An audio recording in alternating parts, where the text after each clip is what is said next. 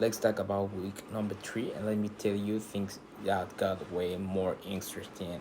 If the first 2 week were about sitting back and taking notes, so this week was totally different because I finally got out my observation chair and I started getting my hands dirty, so to speak.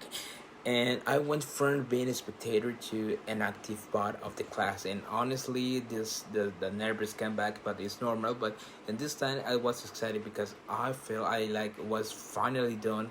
The thing what I actually love. I started helping the teacher with the warm ups and the quick activity at the very beginning to make the students up and get them focused. It's amazing how the energy change when you are on one standing up there leading them, even if just for a few minutes. But I also spent quite a bit of my time of making posters for the new units. It might seem simple, but while I was cutting and pasting, I keep thinking about how that material will have the lesson make more sense.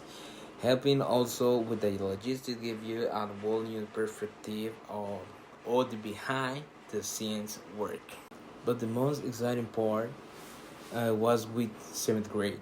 They have an oral exam with some delegates, and the teacher come to me and say, "Look, help me create.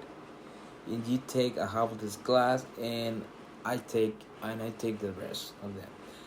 And I was so choked because I sat there with my glasses and my pants, and I listened to them and tried to pay close attention to what they were saying, to be fair with the creators and to encourage them when they got stuck. In that moment, I feel like a real teacher, and I feel that the teacher, because the teacher trusts me, and that give me more confidence. At the end of the week, I realized I'm finally getting the hands of this.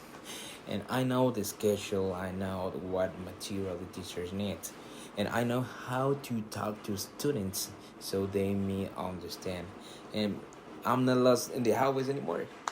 And I go home happy because I know I'm not just watching and actually helping in the classroom, and I still have a lot to learn.